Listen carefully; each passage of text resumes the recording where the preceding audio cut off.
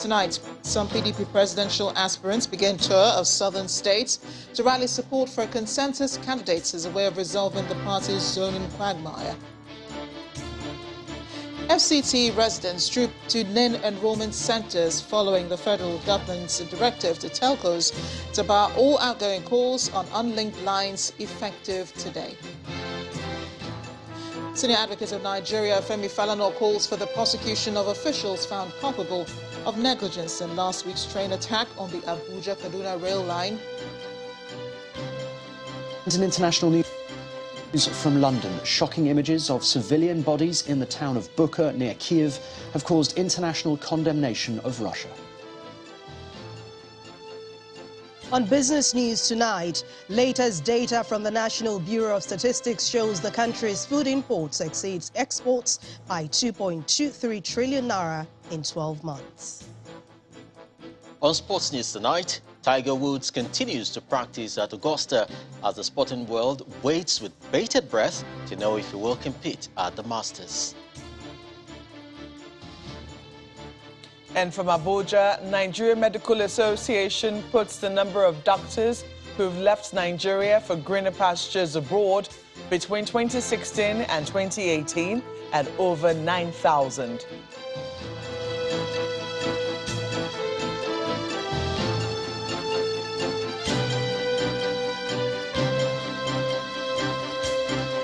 A major nightmare for the opposition People's Democratic Party ahead of the 2023 general elections is the decision on which part of the country should produce the presidential candidate. But for some of those who have declared their interest to contest the party's ticket, the option of a consensus candidate is a way out of this quagmire.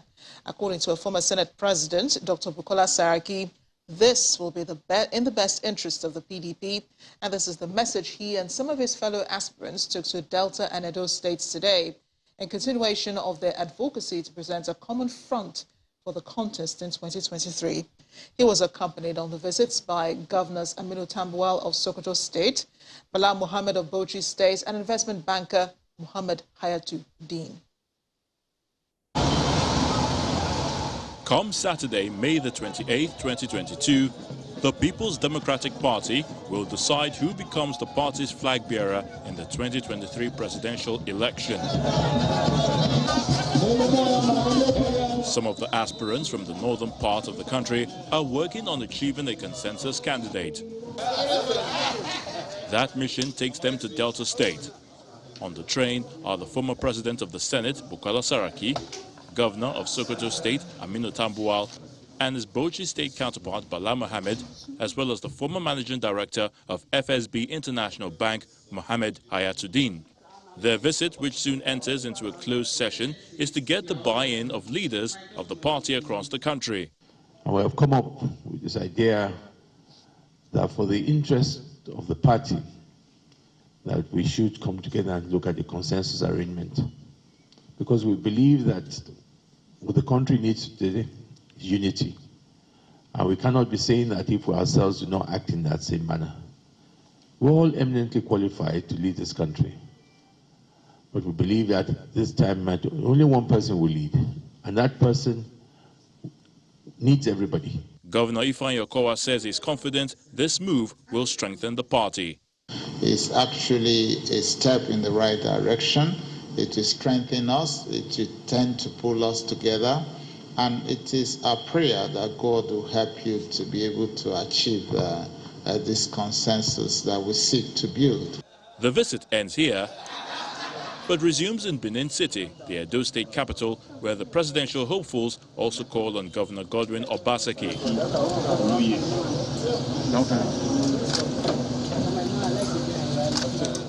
One thing these aspirants insist on is that the party should jettison its zoning agenda and rather consider the capabilities of the aspirants.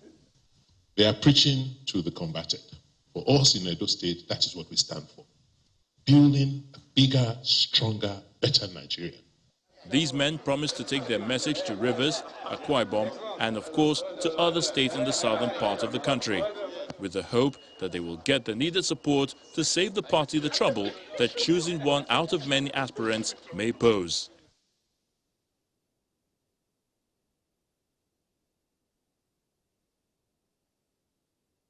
In the meantime, some of the governors in the opposition party were today in Minna, the Niger state capital, where they held a closed-door meeting with former heads of state, Generals Ibrahim Babangida and Abdulsalami Abubakar. Governors Nyesom Wike of Rivers State, Sheyi Makinde of Oyo State, Okezie Ekpeazu of Abia State, and Ifeanyi Okowa of Enugu State were accompanied on the visit by some National Assembly members. Now, after the closed-door meeting, the Abia State Governor, Okezie Ekpeazu, told journalists their discussion centered on the need to ensure unity in the country. I have come with my colleagues, the Governor of Rivers, Governor of Enugu, Governor of Oyo, some members of the National Assembly, and other stakeholders, first to consult with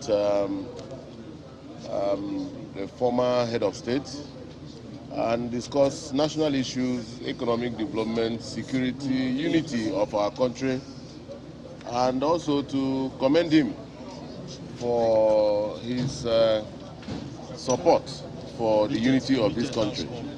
And the discussions went very well, and we will advance it from there. He expects the younger generation to take up the gauntlet and rescue Nigeria. So the consultation doesn't have to do with the 2023 presidency? No, we'll discuss that later. Staying with politics and the debate about which party is best positioned to effect change in the polity, the All Progressives Grand Alliance, APGA, says it's prepared to address the challenges if given a chance in the 2023 presidential election. One of those challenges is the ongoing strike by university lecturers, and the national chairman of the party, Chief Victor Oye, is asking the president to personally meet with ASUU and address their demands. He also condemns the planned resumption of tolls at the Lekki toll gate in Lagos. We're speaking to our political correspondent, Terry Ikumi. Government does not care about ASUU. ASUU has given notice. How much will it cost the federal government to take care of ASUU's needs, requests? How much? And we spend billions to pay legislators. Why not the president invite them and address them? Let me tell you, if President Buhari calls the leadership of ASUU to Aso Rock today and ask them to go back to school, how much do you need? 34 billion. Minister of Finance, FEC has approved 20 billion. Go back, we'll complete the letter. I'm your father, any problem you have, come directly to me. They'll go back to school. That's ingenuity in leadership. See what we have done with Anambra. If you give Nigeria to Apoga, we'll change Nigeria. We'll know what to do. One, we'll be transparent in the running of the system. We'll be pragmatic. We can deal with insecurity in Nigeria. It's a very simple thing. First step is to do what? Let the government show sincerity in what it does. Look at what is happening in Lagos today. Lekki, toll gate. Why are you tolling the gates? Why? It makes no sense. It's not a super highway. Why are you tolling it? And the people have said there was a town hall meeting. And the people said, we don't want it. Why not listen to the people now? You must force it down the throat of the people. That's what we're having in Lagos now. You can watch the full interview on Political Paradigm Tuesday at noon, right here on Channels Television. In other news, the federal government has directed telecommunication companies to bar all outgoing calls on unlinked lines from today, April 4th, 2022. Unlinked lines are subscriber identification modules not yet registered and linked with the National Identification Number. This was made known in a joint statement by the Nigerian Communications Commission and the National Identity Management Commission. The statement explains that over 125 million SIMs have had their NIN submitted for linkage, verification and authentication, adding that NIMC has issued over 78 million unique NINs till date. The NIN SIM linkage had been extended on multiple occasions to allow Nigerians comply with the policy. However, the enrollment for the NIN is a continuous exercise, as it is a precondition for service in telecommunication companies and banks, Nigerian Immigration Service, and several government agencies and services. According to the NCC, over 72 million subscribers risk being disconnected from telecommunication services following the latest directive. Data from the Commission indicates there are 197.8 million active telecom subscribers in Nigeria as at February 2022. Following the directive by the federal government to telecommunication companies on the NIN-SIM linkage policy, many Nigerians appear to have woken up to the reality of a possible blockage of their lines.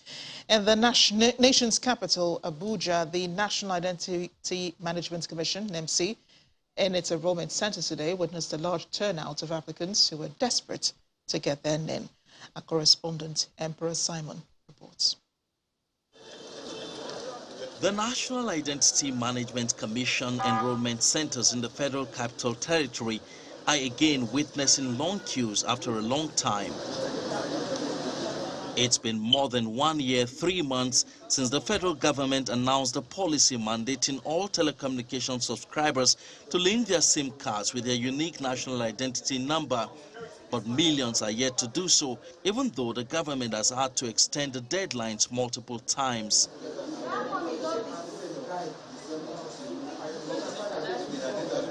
However, the federal government in a statement on Monday announced the decision to bar all outgoing calls for telephone lines not linked to a unique national identity number beginning from April the 4th, 2022. These applicants blame their inability to get their NIN on the inefficiency of the enrollment system. The whole place is jam-packed. They'll just go and tell you, come tomorrow, come today, come tomorrow. So with this, it's actually affecting the people linking it and the time being given. The stress is too much. If you go to the office for them to handle your case, they will tell you to come back in 2 weeks. Others allege complicity on the part of those in charge. We ask you to pay 1,135 for the registration. Even when I was coming, more than 3 people stopped me that I should give them 3,500 naira, that before 2 days it will start working.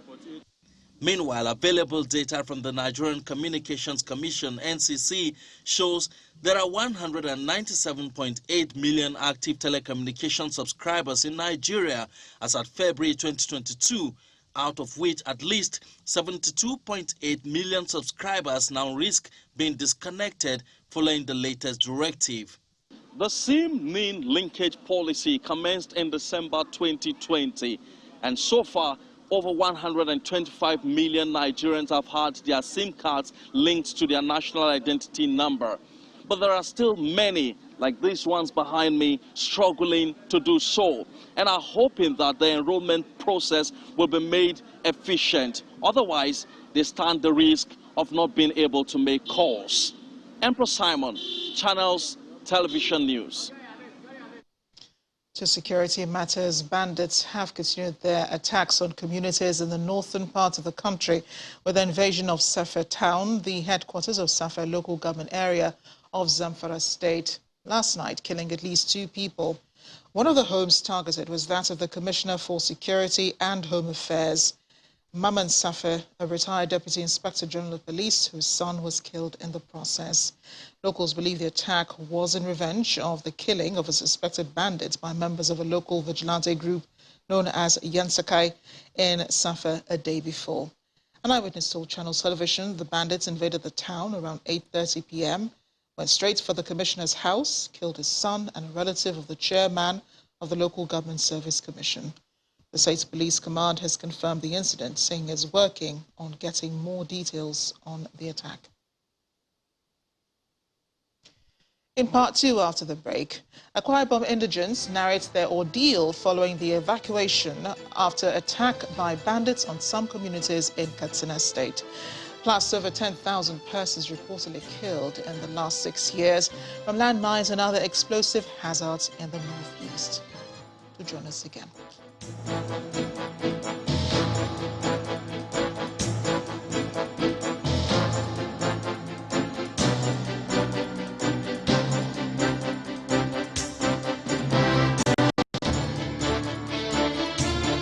Welcome back. If you just joined us, you're watching the news at 10 live on Channels Television Lagos. A reminder of our top stories.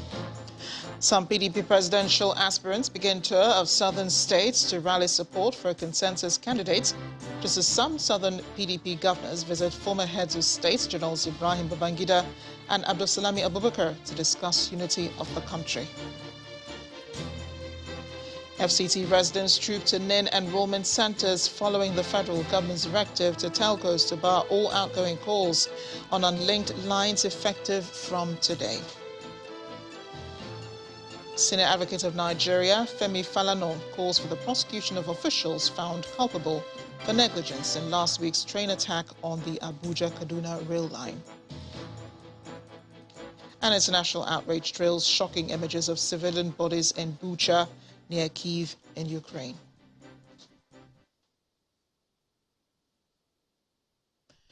Following recent attacks on communities in Katsina State, the Akwa Ibom State government has evacuated 34 of its indigents who were stranded in some affected areas in the troubled state. The victims who arrived in Akwa Ibom State over the weekend were received by the Commissioner for Women Affairs and Social Welfare, Dr. Ini Adiakpan, on behalf of the state government.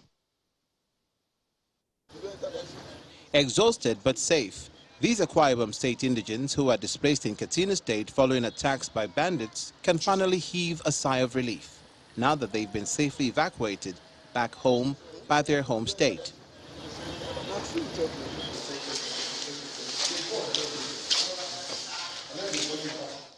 This surely was not the way they pictured their return, but with their houses, shops and other sources of livelihood either vandalized or burnt by bandits, all they can lay claim to are the bags. Some of the returnees recount their ordeal.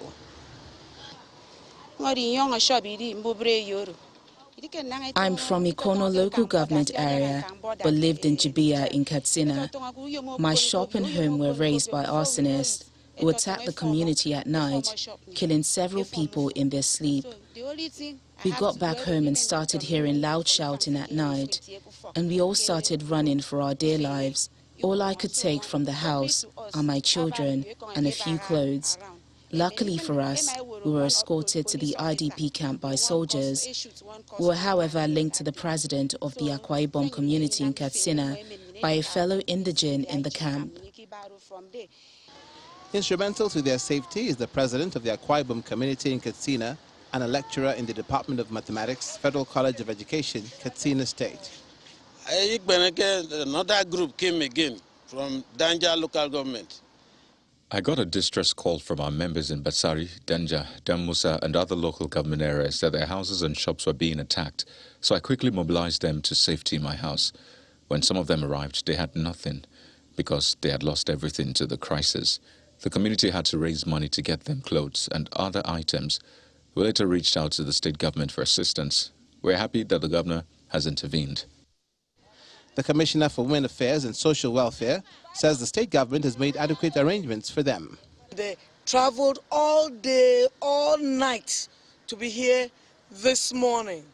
So right now His Excellency had made arrangements for them to be taken in today, relief materials handed over to them, which we will do, and immediately we start reintegrating all of them because they are from Akwa Ibom. But before we do that, we will interface with them, interview them, counsel them before we take them to where they belong, and also garner support from where they come from for them. As they try to pick up the pieces while camped at the Women Development Center in the state capital, the multifaceted effects of insecurity in the Northwest and the nation at large is once again brought to the fore, perhaps another motivation to find a lasting solution. Over 10,000 persons have died in the last 6 years from landmines and other explosive hazards in the northeast. The UN resident and humanitarian coordinator in Nigeria, Mr. Matthias Shamle, gave this figure during an event to mark this year's International Awareness and Assistance Day in Abuja. He explains the presence of landmines in Adamawa, Borno and Yobe states are a threat to the recovery efforts as well as freedom of movement within the northeast. The use of indiscriminating improvised mines kills and maims and constitutes an obstacle to the basic right of safe freedom of movement for all. These devices are also an obstacle to early recovery and development efforts. For the base states, our United Nations Mine Action Service, UNMAS, collated 1,532 incidents involving explosive hazards from January 2016 to January 2022. And these involved more than 10,000 casualties. Among these 10,000 were 1,356 civilians who were injured and another 789 killed. So mines and other explosives are and continue to be an everyday threat to civilian populations. We particularly, as UN, condemn the use of improvised mines which kill and maim without discrimination. It is important to remind all of us that such devices go against international humanitarian law.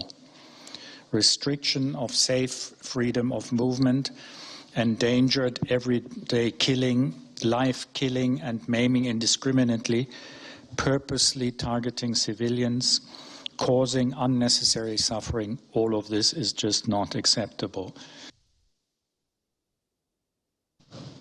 1 week after the train attack on the Kateri Rijana area of Kaduna State, the Nigerian Railway Corporation says 146 of the 362 passengers on the train have been unreachable. Given the update in a statement today, the Managing Director of the NRC, Mr. Fidel Okiria, explained that the number of safe passengers had risen to 186.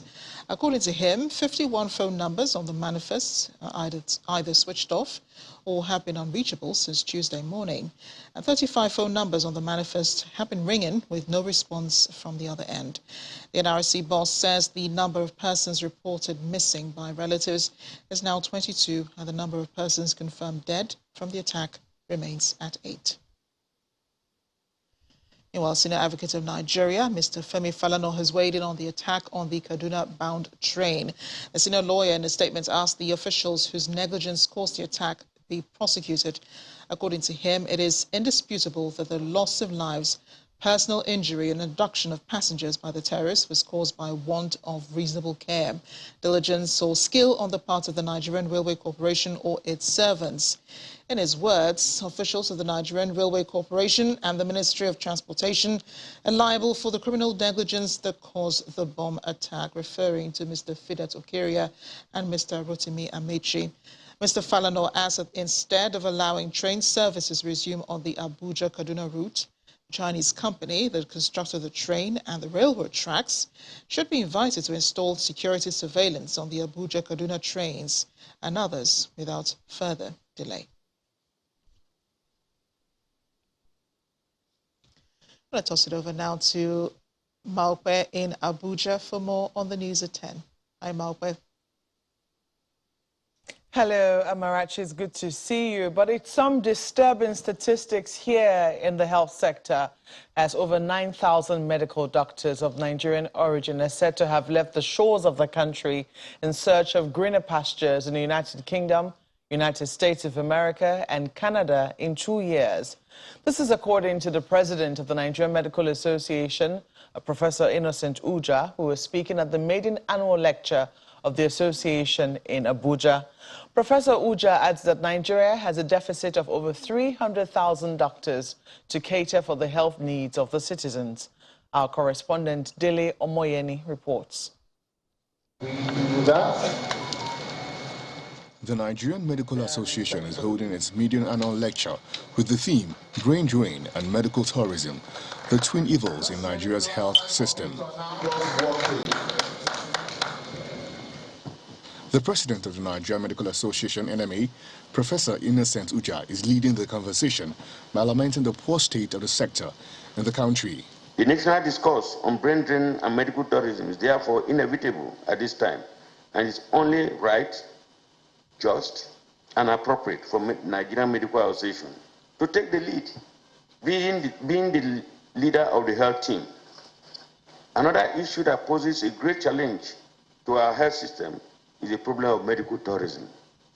Nigerians are said to spend about $1 billion annually on medical tourism, according to PricewaterhouseCoopers report of 2016. The executive and the legislative arms were represented at the event, and they have their ideas of how the issue can be resolved. The health system of a country cannot be what it is without fixing the political system. That is the situation, and that is the truth. But we're not here to start pointing accusing fingers. What we are here to is to find solutions, pragmatic solutions that will make us get to where we want to be. And as today we are able to achieve stability through our intervention in terms of trying to resolve the labor dispute, which we believe will you cannot give health without stability in human resources for health. So to this we have tried as much as possible to address nearly major issues. The implementation of Residency Training Act has commenced. Payment has been done, arrears were paid. Not only that, we have also extensively done in trying to review legislative framework in the country. Using this lecture series, the NMA is hoping to lead the efforts to reposition the sector by engaging all parties involved in the nation's health sector. Dele Omoyeni, Channels Television News. Meanwhile, 450 million naira is the amount the federal government has put into the research for the production of vaccines in Nigeria. The project manager of the Nigeria COVID-19 Research Coalition, Dr. Pupuola Ayo, made a disclosure at a research colloquium organized by the coalition in Abuja. Dr. Ayo also highlighted some of the challenges in accessing funds for the research work. There are actually 5, and the 5 of them are actually working together to come up. I think the last one is the NICRIT, National Institute for Chemical Technology Research, because we are looking at the reagent component of what is going to be needed, and it can be produced locally. Through all of this, we are actually looking at, for them, part of the contribution from NICRIT is the nanoparticle that is going to be used for the vaccine production. Third Fund has actually put in 450 million naira to support that particular consortium. And the ultimate aim is to come up with the candidate vaccine for COVID-19 in the next 18 months. It's supposed to be 18 months, but it should be less than 18 months now because they have actually started working and they have gone far. So that is the position. Third Fund has actually put in 450 million naira to support that particular consortium. And the ultimate aim is to come up with the candidate vaccine for COVID-19 in the next 18 months. It's supposed to be 18 months, but it should be less than 18 months now because they have actually started working and they have gone far. So that is the position. Thank you. Still ahead on the news at 10, latest data from the National Bureau of Statistics shows the country's food imports exceed exports by 2.23 trillion naira in 12 months. That's some business news. Do join us again.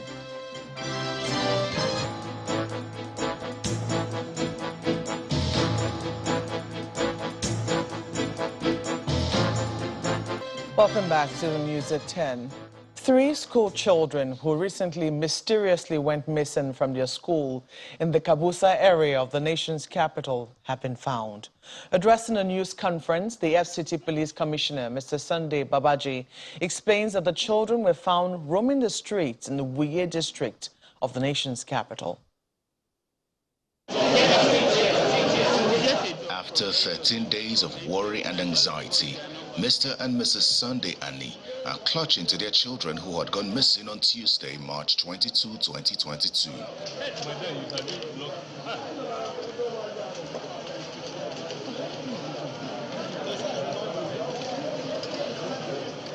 The Federal Capital Territory Commissioner of Police, Mr. Sunday Babaji, narrates how the children were found. As God will have it, yesterday by 20-30 hours, which is 8:30, our tactical men on stop and search food patrol at Wuye Division, which is Gens Village area, saw these 3 children who were in a distress form. So they rescued them, took them to the station, handed them over to women police, who now started questioning them.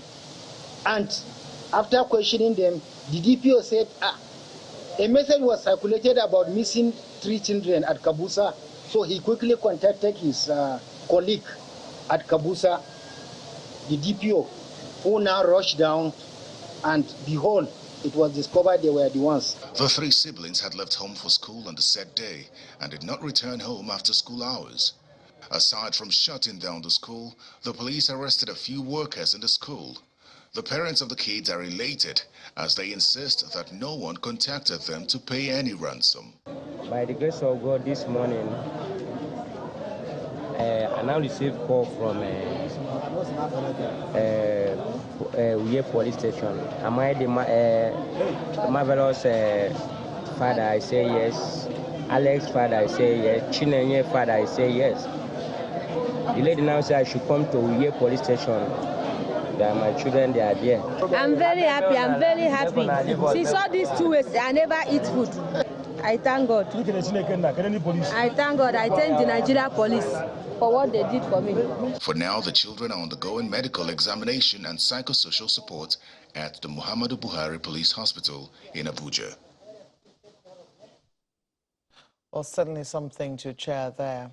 In the court, Justice Ahmed Mohammed of the Federal High Court in Abuja has been asked to dismiss a suit by the former Attorney General of the Federation and Minister of Justice, Michael Ondaka, seeking a review of the Supreme Court judgment which barred him from holding public office for life. The defendant in the suit, Mr. Emmanuel Obot, claims that Ondaka's new suit was not only funny but strange in law. In a preliminary objection, counsel to Obot, Uwemdimo Nwoko, challenged the competency of a federal high court to review and set aside the judgment of the Supreme Court as being sought by the former Attorney General of the Federation. Among others, Nwoko, on behalf of his client, claimed in a counter affidavit that the High Court lacked jurisdiction to sit as an appellate court in a decision already concluded by the Supreme Court of Nigeria. Mr. Nwoko therefore asked the High Court to decline the invitation, refuse to review the Apex Court judgment, and dismiss the suit. And that's all from Abuja. It's back to you, Amarachi. Thanks, Margaret. And from here, the next news item is from Kaduna State, where no fewer than 11 people have been reportedly abducted and 1 injured by bandits who attacked Angwa Maji community in Jere town in Kagako local government area of the state. The community is located close to the Abuja-Kaduna highway and the Kaduna-Buhari road. Although the attack is yet to be confirmed by the police authorities in the state, a resident of the community told Channels Television that the bandits attacked the community on Sunday night, just a day after the Inspector General of Police, Usman Alkali, announced the deployment of additional troops to the Abuja-Kaduna highway and surrounding communities. According to the source, the bandits, who were in their large numbers, invaded the community at about 11 in the evening and immediately opened fire before moving from house to kidnap the residents, adding that some women whose husbands were about to be taken away attempted to resist the attackers, and in the process, one of the women was injured. 4 of the victims were said to have escaped from the kidnappers and later returned to the town today. There is need to scale up, apply more widely and equitably policies, regulations, and market instruments that are proving effective to enhance energy efficiency, reduce rates of deforestation, and accelerate the deployment of renewable energy. This is in order to support deep emissions reductions and stimulate innovations. Scientists in the latest report of Intergovernmental Panel on Climate Change shared this view today, following a 2-week approval session that started on March 21st. Our correspondent, Ayola Kasim, reports. Delays and disagreements on Sunday pushed the release, originally scheduled for the early hours of Monday, till much later in the day. Over and over and over again, suggestions for amendments that cover, their peculiar economic interests. And that is part of the reason why we delayed. But also a lot of it was just simply that countries have taken deep interest in climate change, and they really want to ensure that evidence that we're presenting is balanced and robust.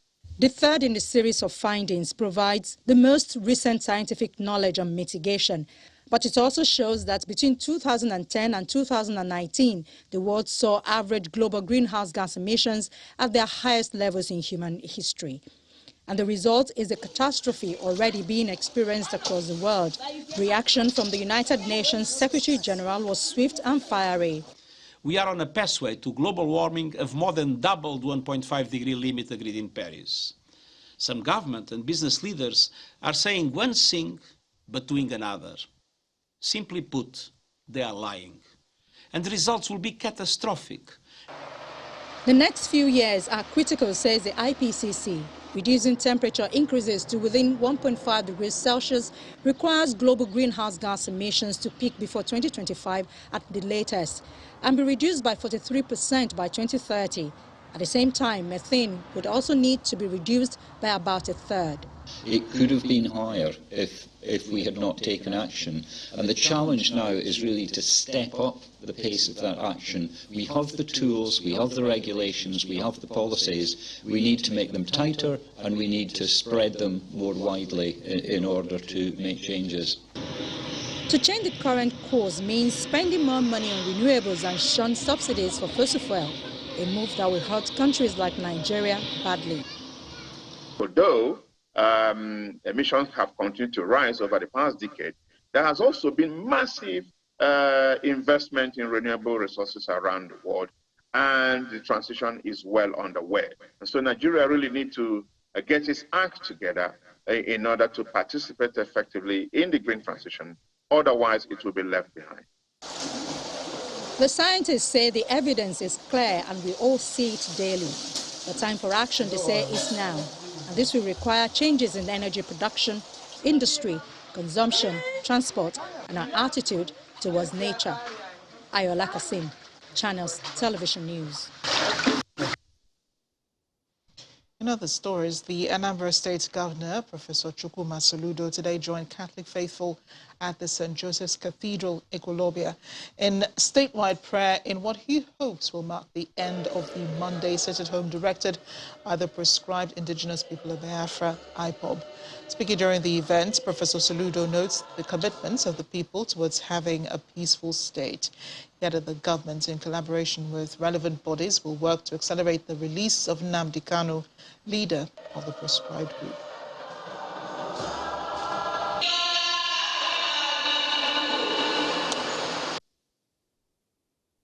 Today, after the 11 o'clock prayer session all over Anambra today, that marks the officially marks the end of the sit-at-home. And from Monday, we expect that schools will be open. People will go to work. Civil servants will be back to their desks. Markets will open, and people will be free to go about their normal businesses. We can go on this way.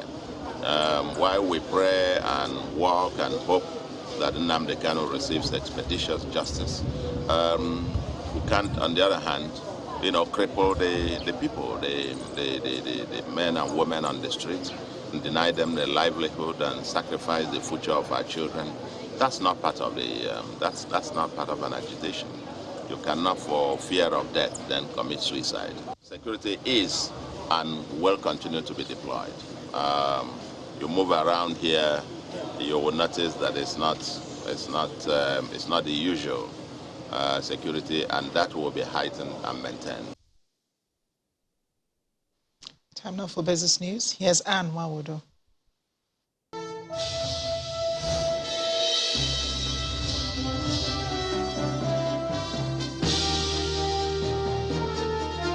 Thank you, Amarachi. Hello and welcome to Business News. Let's begin with statistics from the National Bureau of Statistics. It shows the total value of international trade in agricultural goods hits 3.24 trillion naira in the year 2021. But the figures obtained from the NBS shows that food imports exceeded exports by 2.23 trillion naira.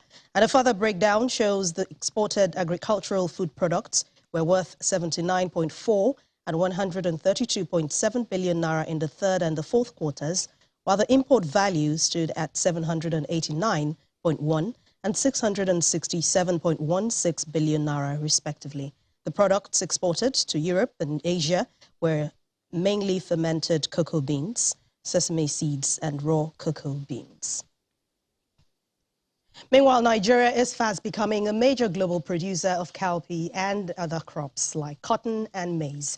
And this is made known by the Director General of the National Biotechnology Development Agency, Professor Abdullahi Mustafa.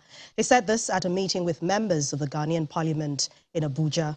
Professor Mustafa attributes the feat recorded to the adoption of science and innovation, which he says remains key towards the attainment of food security in Nigeria. Billionaire founder of Tesla, Elon Musk, has acquired a 9.2% stake in Twitter to become the platform's biggest shareholder. Elon Musk has over 80 million Twitter followers, and this move is coming just 1 week after hinting he might shake up the social media industry.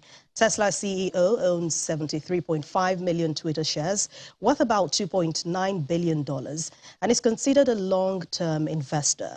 Meanwhile, Twitter shares surged as much as 26% after Mr. Musk's purchase was revealed today.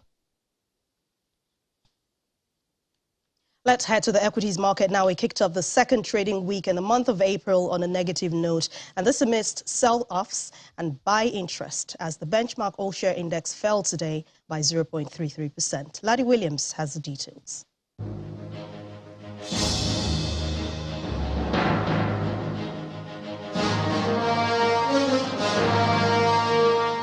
Hello and welcome to the Stock Market Report. Well, the first trading day of the week starts off in the red, with the equities market not reacting to a positive flurry of news coming into the market, like dividend payments, and April seems to be towing the way of March.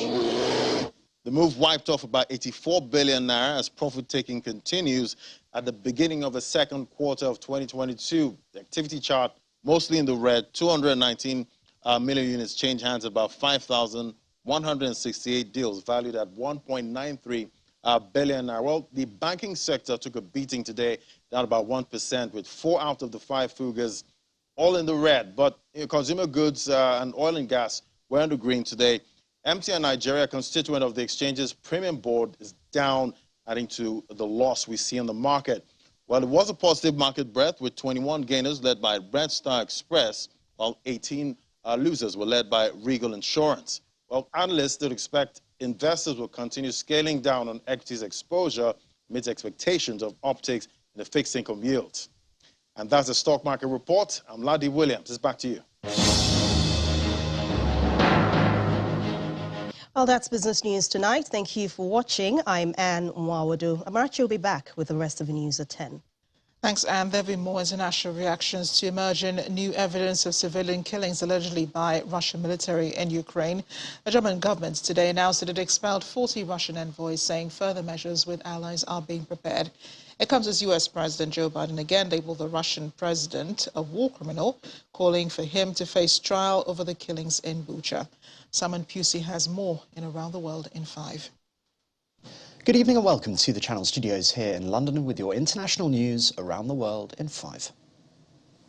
Shocking images of civilian bodies in the streets of Bucha near Kiev have led to an outpouring of international condemnation of Russia. Bodies litter the streets here. Much of the footage is too distressing to show. Ukrainian authorities say 410 civilians have been killed in areas around Kiev so far, although this hasn't been independently verified. This woman was looking for her husband for 13 days before finding him shot dead in the basement of a building. Shallow graves have also been found containing bodies of families. The horrific scenes have been found after Russian forces pulled out of towns and cities surrounding Kyiv. Ukrainian President Volodymyr Zelensky has visited Bucha, inspecting a road where a Russian column was ambushed. French President Emmanuel Macron said that a new round of sanctions targeting Russia was needed, while the Polish Prime Minister has described it as genocide. The EU foreign policy spokesman said Russia must be held accountable. The European Union condemns in the strongest possible terms the reported atrocities committed by Russian occupation forces in a number of Ukrainian towns and cities such as Bucha and others. Yet again, the Kremlin is showing its true face, targeting, murdering civilians, destroying civilian infrastructure, violating international humanitarian law and committing war crimes. In response, Russia's Foreign Minister Sergei Lavrov says Ukraine's version of what happened in the town of Bucha was a fake attack aimed at undermining Moscow. Lavrov said the dead bodies were staged and that images of them and what he said was Ukraine's false version of events had been spread on social media by Western countries and Ukraine. Hong Kong's leader, Carrie Lam, has announced she would not seek a second term in office after a controversial tenure that has seen many of the territory's civil freedoms eroded. As chief executive, Ms. Lam oversaw a turbulent period where massive pro-democracy protests led to greater Chinese control in Hong Kong. The 64-year-old was Beijing's hand-picked choice, entering office in 2017. She also revealed she had informed China about her desire not to seek a second term a year ago, despite refusing in recent times to answer questions about her political future. Ms. Lam said she was stepping back and prioritising her family. Pakistan's Supreme Court is expected to decide the fate of embattled Prime Minister Imran Khan following a day of political turmoil. National Assembly के हमारे speaker ने Mr. Khan has faced an attempt to oust him from office in recent days, but in a move that has rocked the country, members of Mr. Khan's party on Sunday blocked a vote of no confidence in the Prime Minister and dissolved Parliament. Mr. Khan has claimed that the vote was part of a US conspiracy to remove him. Furious opposition politicians have now filed a petition to the Supreme Court to rule on whether the move to block the vote was constitutional. Hungary's Nationalist Prime Minister Viktor Orban has won a fourth term by a landslide in the country's general election. His right-wing Fidesz party had 53.1% of votes, with 98% of the votes counted. The opposition alliance, led by Peter Marchese, was far behind with 35%. In his victory speech, Mr. Orban criticised Brussels bureaucrats and Ukraine's President Volodymyr Zelensky, calling them opponents. More than 38,000 medical personnel from across the armed forces and the healthcare profession have arrived in Shanghai to test its 26 million residents for COVID-19. Authorities in Shanghai are struggling to deal with a suspected wave of COVID infections at a large hospital for the elderly, in a sign of how serious the outbreak is in China's biggest city. Shanghai has not declared any new COVID deaths in the city since the outbreak or the latest wave of the virus, but the movement of healthcare workers to the city is one of the country's biggest ever public health responses. And Elon Musk has taken a 9.2% stake in Twitter, sending shares rocketing about 25%. The Tesla founder bought around 73,500 Twitter shares on the 14th of March, that's according to the Securities and Exchange Commission. The stake is worth $2.89 billion based on Twitter's closing price on Friday, and it makes him one of the largest shareholders in the company and is more than 4 times the 2.25% holding of Twitter founder Jack Dorsey. Musk is a regular Twitter user with more than 80 million followers, although recently he said he was giving serious thought to building a new social media platform of his own. And that's your international news around the world in 5. Now back to the Channel Studios in Lagos. With a quick check on sports news, here's Chris Illems.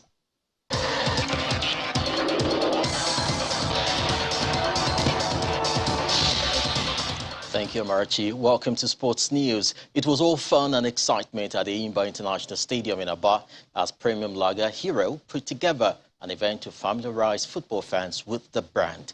Hero seeks to elevate the status of the round leather game in Nigeria. Known as the preferred lager in the southeast and many parts of the country, Hero is a product of International Breweries PLC, a part of AB InBev, the world's largest brewer with over 400 beer brands. Stadium in Aba turns into a beehive of activities as the brand activation of premium lager beer Hero takes center stage. A conducive atmosphere is created and many incentives provided for football fans to watch Enyimba take on wicked tourists. Hero Lager Beer, a product of International Breweries PLC, has a partnership deal with 5 Nigeria Professional Football League clubs. The brand's decision to partner with some football clubs within the southeastern zone is seen as a step in the right direction. Bureau is exceptional. I mean, I don't have to conversate here because it is something that goes around. Bureau is not only involved in football, they are involved in philanthropic things, if I should put it in things, and helping in unemployment problem that we have. So Bureau is heroic. What you see here today is something we intend to continue doing. So from time to time, the brand will be coming to activate the games, entertain the guys who are watching the games, and also encourage the fans to put in their best. Supporters of the Abba Elephants and officials of Eurolager brand celebrate after a 2-0 victory in the game. We wanted to drive the message down to the grassroots level, which is why we're here at present today. So we've been doing it, supporting, we have our billboards all over town and on digital, on social media, also on TV. We are present there, endorsing the league, supporting them in all the ways we can. But we felt like there are many people who may not have encountered the brand and our partnership with the league. So we decided to come here today on ground to just, entertain them and also watch the match with them.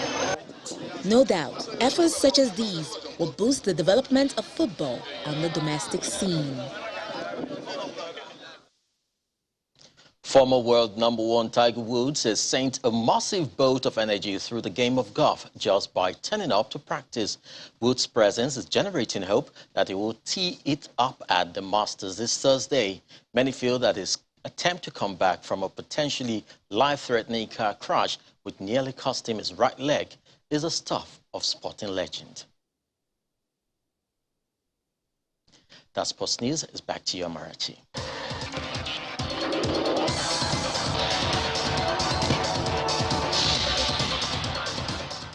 The main news again. Some PDP presidential aspirants today began a tour of southern states to rally support for a consensus candidate ahead of the party primary, just as some southern PDP governors visited former heads of state, Generals Ibrahim Babangida and Abdulsalami Abubakar in Minna, Niger State, to discuss the unity of the country.